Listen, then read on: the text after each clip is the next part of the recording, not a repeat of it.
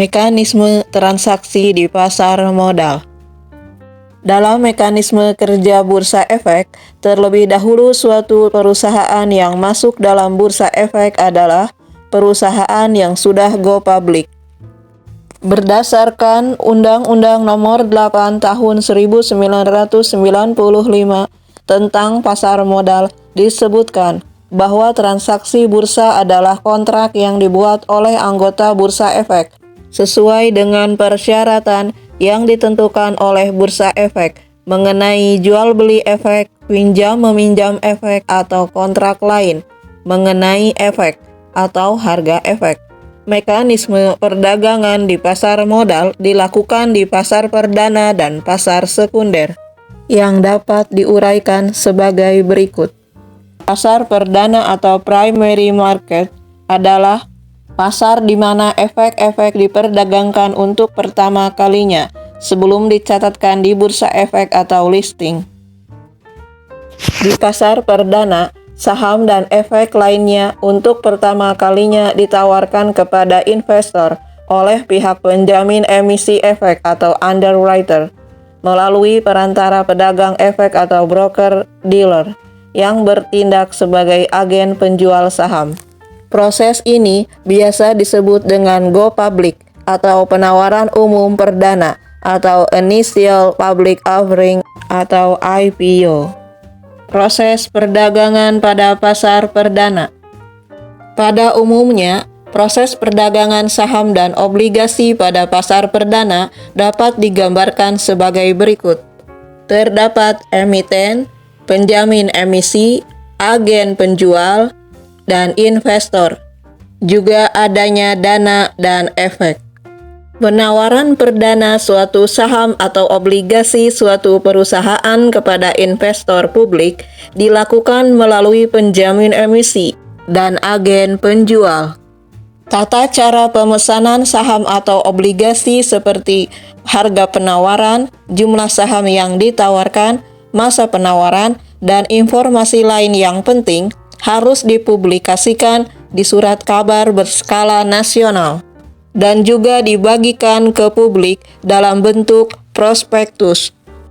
Investor yang berminat dapat memesan saham atau obligasi dengan cara menghubungi penjamin emisi atau agen penjual dan kemudian mengikuti prosedur yang telah ditetapkan. Investor kemudian melakukan pemesanan saham atau obligasi tersebut dengan disertai pembayaran.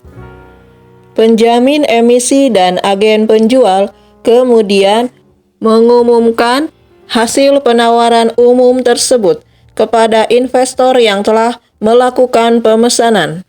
Proses penjatahan saham atau obligasi atau biasa disebut dengan allotment kepada investor yang telah memesan dilakukan oleh penjamin emisi dan emiten yang mengeluarkan saham atau obligasi. Apabila jumlah saham atau obligasi yang didapat oleh investor kurang dari jumlah yang dipesan atau telah terjadi oversubscribe, maka kelebihan dana investor akan dikembalikan. Atau proses ini sering disebut dengan refund. Saham atau obligasi tersebut kemudian didistribusikan kepada investor melalui penjamin emisi dan agen penjual. Pasar sekunder atau secondary market. Pasar sekunder atau secondary market adalah pasar di mana efek-efek yang telah dicatatkan di bursa efek diperjualbelikan.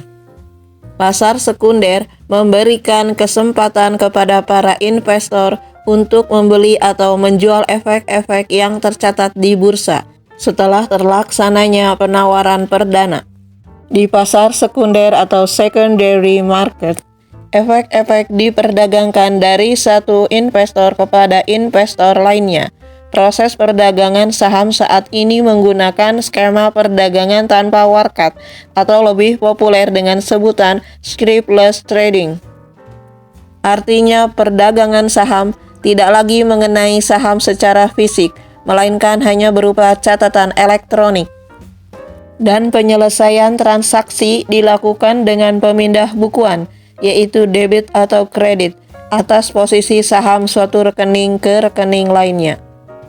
Dan sistem perdagangannya dengan remote trading. Artinya sistem perdagangan di BEI di mana order dilakukan tidak lagi di lantai bursa, namun dapat dilakukan langsung melalui kantor perusahaan efek. Prosedur perdagangan saham pada pasar sekunder di BEI atau Bursa Efek Indonesia adalah sebagai berikut. Investor menghubungi perusahaan efek baik untuk beli atau jual saham. Order beli atau jual saham yang disampaikan investor diteruskan petugas di perusahaan efek atau dealer ke pialang yang ada di lantai bursa. Jadi tugas pialang di lantai bursa pada dasarnya adalah menerima dan memasukkan order ke dalam sistem komputer JATS. Jika order terpenuhi, pialang memberitahukan ke dealer untuk selanjutnya disampaikan kepada investor. Semua transaksi yang terjadi di sistem JATS selanjutnya dikirim ke sistem komputer yang ada di lembaga clearing dan penjaminan atau LKP dan lembaga penyimpanan dan penyelesaian atau LPP untuk memasuki tahap penyelesaian transaksi atau settlement. Netting merupakan proses yang ada di sistem komputer LKP yang bertujuan untuk mengetahui hak dan kewajiban masing-masing perusahaan efek. Misalnya perusahaan efek A memiliki kewajiban untuk membayar sejumlah rupiah atas transaksi yang dilakukannya. Perusahaan efek B memiliki hak atas sejumlah saham atas transaksi beli yang dilakukan dan seterusnya. Sistem komputer di LPP akan menyelesaikan transaksi, yaitu dengan cara melakukan pemindah bukuan antar rekening. Hasil penyelesaian transaksi selanjutnya disampaikan kepada masing-masing perusahaan efek, yang selanjutnya akan menyerahkan hak dan kewajiban para nasabahnya. Proses penyelesaian transaksi diselesaikan dalam waktu 3 hari atau dikenal dengan istilah T+3. Transaksi akan diselesaikan oleh LKP dan LPP pada T+3, yaitu sebagai berikut. Lembaga Clearing dan Penjaminan atau KPEI yang merupakan singkatan dari Clearing Penjaminan Efek Indonesia melaksanakan clearing dan penjaminan transaksi bursa yang teratur, wajar, dan efisien. Menjamin penyerahan secara fisik, baik saham maupun uang. Lembaga Penyimpanan dan Penyelesaian atau KSEI yang merupakan singkatan dari Kustodian Sentral Efek Indonesia menyediakan jasa kustodian sentral dan penyelesaian transaksi yang teratur, wajar, dan efisien. Mengamankan pemindah tanganan efek, menyelesaikan atau settlement. Terdapat beberapa perbedaan antara pasar perdana dan pasar sekunder, antara lain sebagai berikut. Harga saham atau bursa pasar perdana cenderung tetap atau tidak berubah-ubah, sedangkan di pasar sekunder, harga saham cenderung berubah-ubah atau naik turun mengikuti permintaan dan kebutuhan masyarakat atau berfluktuatif. Dalam pasar perdana, investor tidak dibebankan biaya komisi untuk broker atau pialang. Sedangkan di pasar sekunder, investor dikenakan biaya komisi untuk broker atau pialang sebagai upah mewakili biaya investor untuk melakukan transaksi jual beli saham. Subjek atau pelaku yang memiliki kepentingan dalam pasar perdana adalah investor dengan emiten atau issuer, sedangkan pelaku pasar sekunder yang memiliki kepentingan adalah investor dengan investor. Kegiatan dalam pasar perdana hanya berlangsung dalam waktu yang sebentar atau hanya dalam waktu yang terbatas. Dibandingkan pasar perdana, pelaksanaan pasar sekunder cenderung berjalan lebih lama dan memiliki waktu yang tidak terbatas.